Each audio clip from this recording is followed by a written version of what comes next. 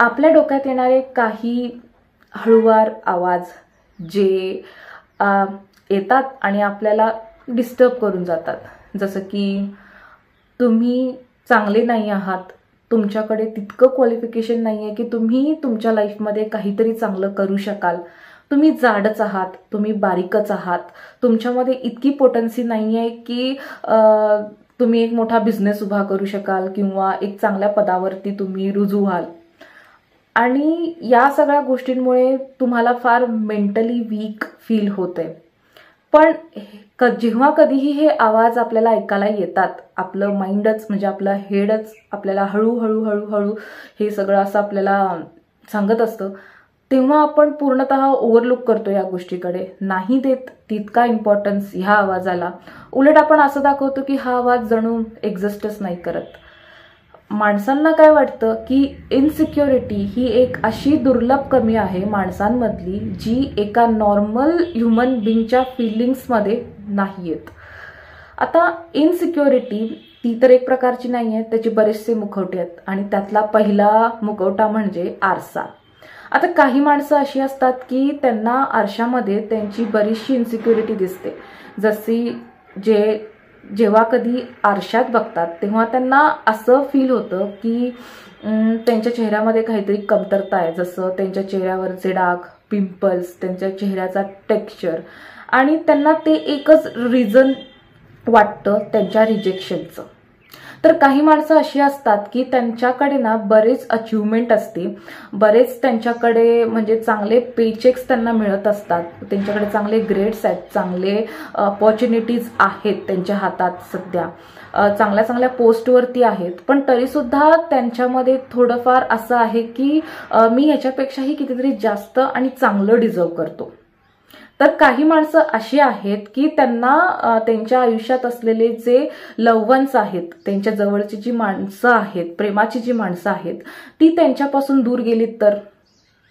कारण फक्त एकच की त्यांना जर कळालं की मी ॲज एक पर्सन म्हणून एक सेल्फ रिअल काय आहे, जे रिअल सेल्फ माझं जे अस्तित्व आहे ते काय आहे, जर हे त्यांना कळालं तर ते राहतील का माझ्याबरोबर.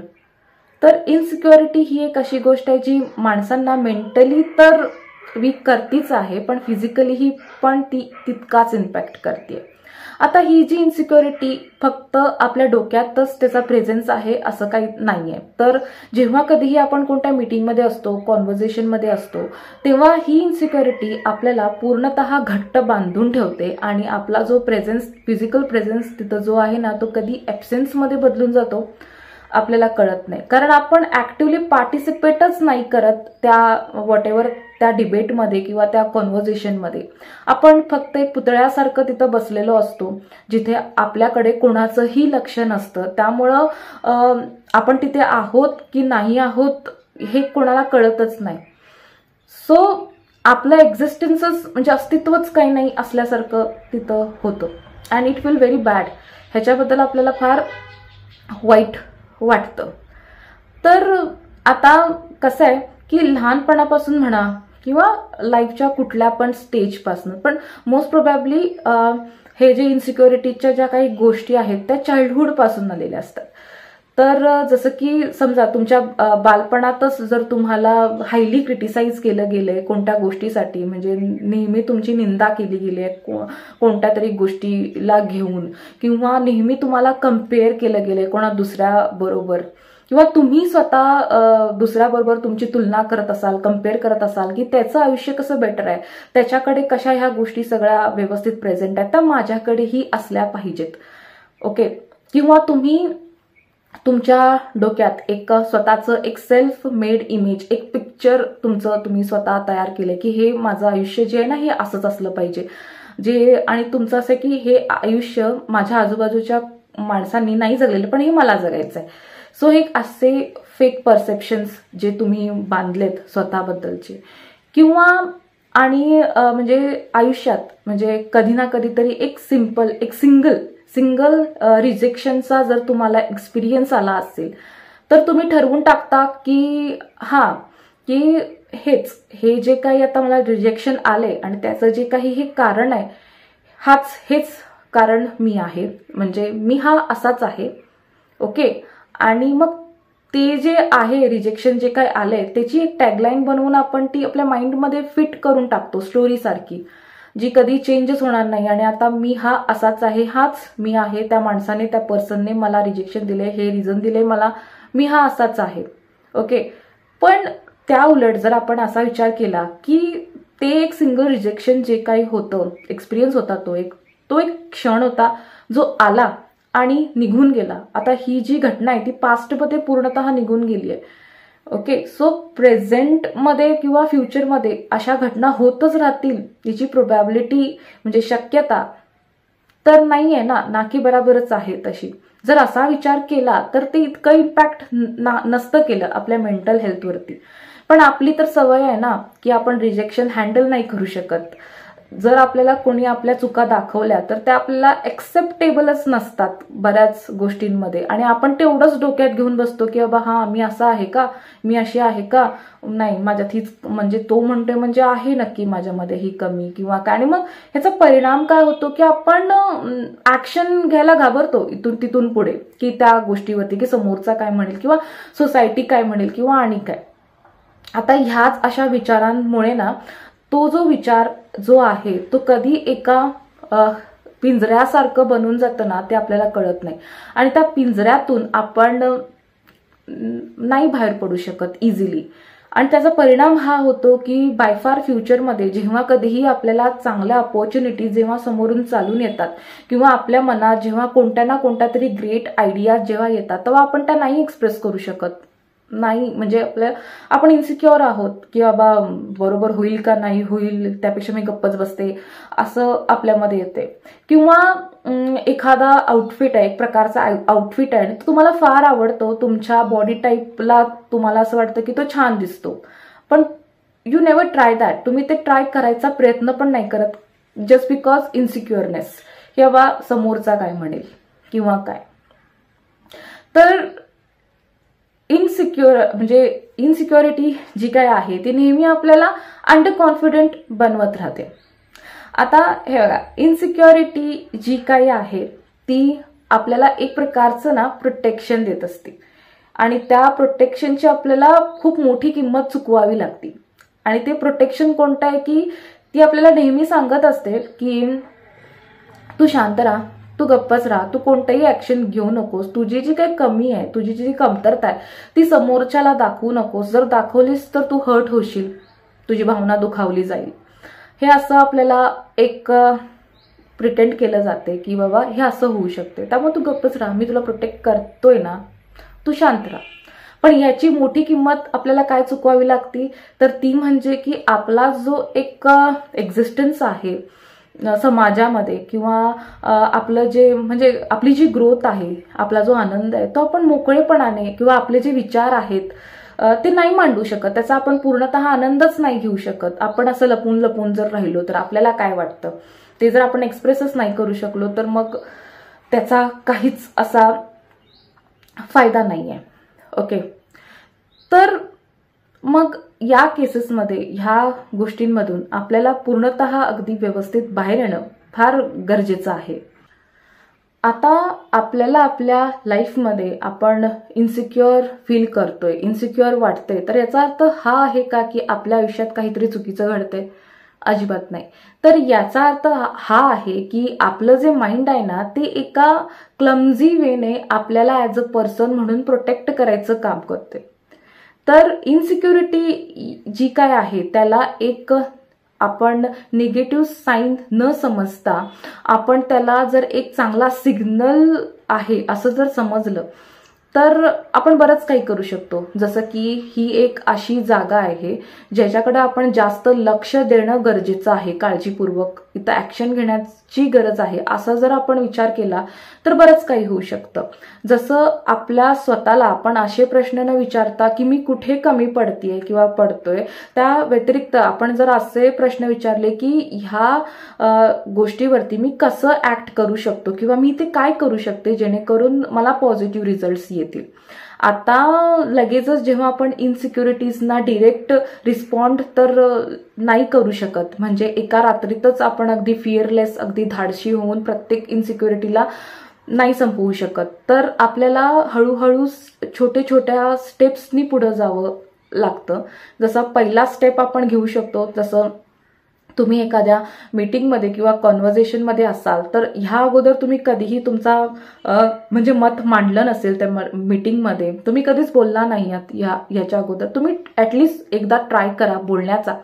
अशा प्रकारे तुमचं कॉन्फिडन्स जो काय आहे तो वाढू शकतो.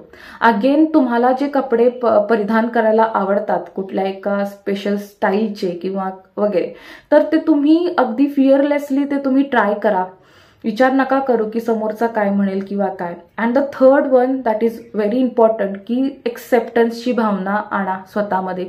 एक्सेप्ट करायला शिका, की असं अजिबात विचार करू नका की जर मी ही गोष्ट एक्सेप्ट नाही केली किंवा काय तर समोरचा काय म्हणेल. जसं तर कोणत्या गोष्टीबद्दल जर तुम्हाला काही नॉलेज नाहीये, तुम्हाला काही माहीत नाही आणि त्या गोष्टीबद्दल जर चर्चा होतीये समोर किंवा काय, तर तुम्ही बोला की येस, तुम्हाला जर कोणी काय विचारलं त्याबद्दल तर तुम्ही उगाच गप्प राहण्यापेक्षा किंवा चुकीची उत्तरं देण्यापेक्षा त्या विषयाबद्दल तुम्ही सरळ सांगा की मला त्याच्याबद्दल इतकं नॉलेज नाहीये, I just don't know anything about this, नाही माहितीये मला, पण मी क्युरियस आहे जाणून घ्यायला की हा नक्की विषय काय आहे किंवा हा नक्की मुद्दा काय आहे. तर कॉन्फिडंट दाखवा स्वतःमध्ये की मी क्युरियस आहे बाबा हे जाणून घ्यायला. तर आणि आय कॉन्टॅक्ट मेंटेन करा. त्याच्यामुळे समोरच्याला असं अजिबात वाटणार नाही की तुम्ही कुठेतरी अंडर कॉन्फिडंट फील करताय आणि म्हणजे त्याला असं नाही वाटून येणार. उलट त्याला हा बाबा तोंडावर आहे हा माणूस, नाही त्याला नाही येत तर हा म्हणजे आहे याच्यात एवढा तरी कॉन्फिडन्स आहे की बाबा हे करू शकतो. तर एक्सेप्टन्सची भावना ठेवा, सेल्फ टॉक करा, स्वतःशी बोलण्याचा प्रयत्न करा, स्वतःच्या म्हणजे आरशासमोर उभं राहून बोलण्याचा प्रयत्न करा. स्वतःच्याच डोळ्यांमध्ये डोळे घालून सगळ्यात अगोदर तुम्ही बोलण्याचा प्रयत्न करा. कोणत्याही व्यक्तीशी जर तुम्ही बोलत असाल किंवा काही करत असाल तर आय कॉन्टॅक्ट नेहमी मेंटेन करून बोलण्याचा प्रयत्न करा. तर ह्या गोष्टी तुम्हाला ह्या सगळ्या गोष्टीतून बाहेर आणू शकतात. तर आता जी वेल अँड गुड कॉन्फिडंट माणसं असतात लाईफमध्ये, जी बरेच सक्सेसफुल आहेत त्यांच्या लाईफमध्ये, तर त्यांच्या आयुष्यात कधीही इन्सिक्युरिटीज आल्या नाहीत का हो? त्यांना कधीही आजपर्यंत कुठलेच म्हणजे अडथळे आले नसतील का किंवा कधी भीती वाटली नसेल का त्यांना? तर असं नाहीये. हे बघा, इन्सिक्युरिटी ही एक अशी गोष्ट आहे जी थ्रू आउट द लाईफ आपल्यामध्ये असते आणि सगळ्या ह्युमन बिंग्समध्ये असते. Every one has this problem. सगळ्यांना हा इन्सिक्युरिटीचा प्रॉब्लेम कुठे ना कुठेतरी असतो, फक्त तो हँडल करता आला पाहिजे. आता हे जे कॉन्फिडंट माणसं आपल्याला दिसतात आपल्या आजूबाजूला, त्यांना पण इन्सिक्युरिटी आहे, त्यांना पण भीती वाटते. फक्त त्यांचं ट्रीट करण्याची जी पद्धत आहे ना ह्या इन्सिक्युरिटीला, ती वेगळी आहे. जसं हे लोक त्या इन्सिक्युरिटीला फॉलो न करता ते इन्सिक्युरिटीला स्वतःबरोबर घेऊन जाणं प्रेफर करतात, त्यांच्या जर्नी बरोबर, म्हणजे त्यांच्या करिअरच्या जर्नी बरोबर असेल किंवा त्यांच्या स्ट्रगल बरोबर घेऊन जाण्याचा प्रयत्न करतात. विचार नाही करत की समोरचा काय म्हणतो आपल्याबद्दल किंवा काय. They just don't care about that thing. Okay, so हे आपण पण केलं पाहिजे. त्याला आपण असं म्हणजे फॉलो नाही केलं पाहिजे, पण आपण त्याच्या हातात हात मिळवून अगदी आपल्याबरोबर त्याला ठेवलं पाहिजे त्या गोष्टीला, आणि आपण त्यातनं हळूवार ओव्हरकम होऊ शकतो त्या गोष्टीमधून.